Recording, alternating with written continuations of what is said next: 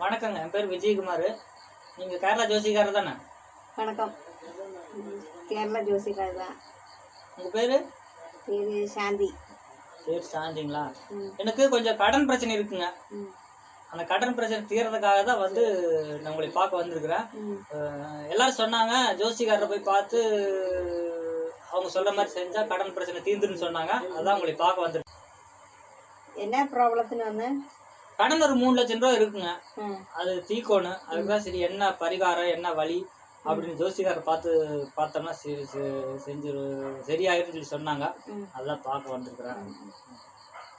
என்ன ப்ராப்ளம்ப்பா? அதான் கடன்காரங்க நிறைய பேர் கிட்ட கேட்குறாங்க, அவங்களுக்கு என்ன தீர்வு பதில் சொல்ல முடியாமல் இருக்கிறான். அதுக்கு தான் ஜோசிக்காரை பார்த்தா சரியா போயின்னு சொல்லியிருக்கிறாங்க. நீங்க ஏதாவது பார்த்து அந்த ஓலைச்சுவடியில இருக்கு இல்லைங்களா, இந்த புக்கெல்லாம் இருக்கு இல்லைங்களா, அதெல்லாம் பார்த்துட்டு ஏதாவது ஒரு தீர்வு சொல்லுங்க. அடுத்த தீர்வு சொல்லுங்க. திருமணஞ்சேரி போய் ஒரு வாரம் உட்காந்துச்சா, அது முடியலன்னு வச்சுக்கோ, ராமேஸ்வரம் போய் ஒரு வாரம் உட்காரு. ஓ, திருமணஞ்சேரி போய் ஒரு வாரம் இருக்கணும். அங்க இருந்து அங்க கடன் பிரச்சனை தெரியலன்னா மறுபடியும் ராமேஸ்வரம் போய் ஒரு வாரம் இருக்கணும். அங்க போய் பூஜை பண்ணி சரியா விளங்கி வந்துட்டு வேற தகவல் சொல்லிட்டோம். மறுபடியும் வேற தகவலுங்களா? சொல்லுங்க. அந்த தீர்வு, அடுத்த தீர்வு என்ன பண்றது சொல்லுங்க.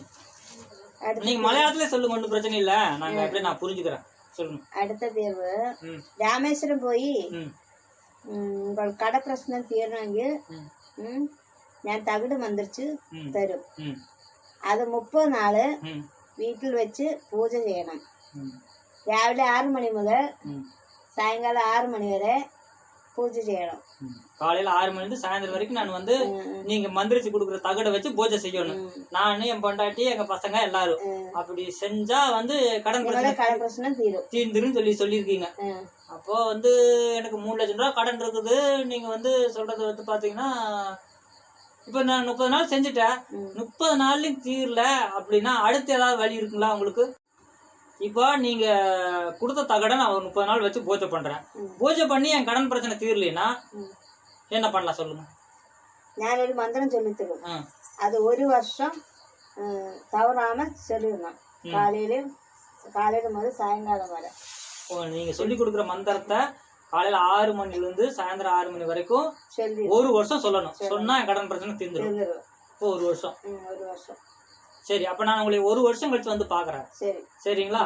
1 வருஷம் கழிச்சு பாக்குறேன். இப்ப எனக்கு கடன் பிரச்சனை என்ன இருக்குன்னு கேட்டீங்கன்னா, 3 லட்சம் ரூபா இருக்குது. எனக்கு டெய்லி சம்பளம் 1000 ரூபாய்.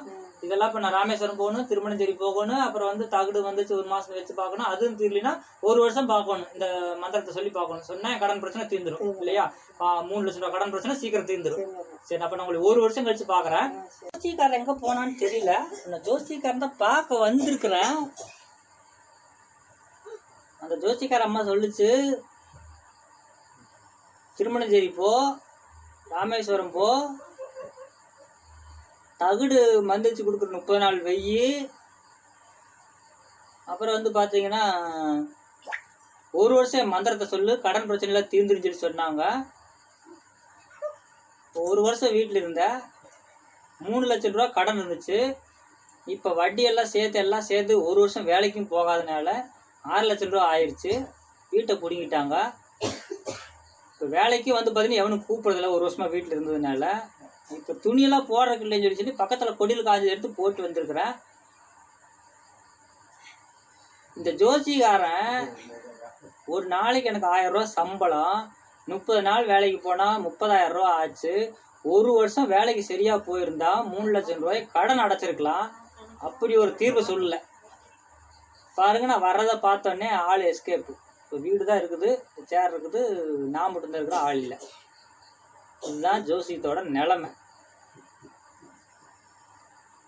நீங்களாவது பார்த்தீங்கன்னா ஜோசியத்தை நம்பாத, கடன் பிரச்சனை தீர்றதுக்கு தகுடு, இந்த மந்திரிச்ச முட்டை இதையெல்லாம் நம்பாம வேலைக்கு போங்க. எந்த ஜோசிகாரனும் வேலைக்கு போகணும்னு சொல்லவே மாட்டான்.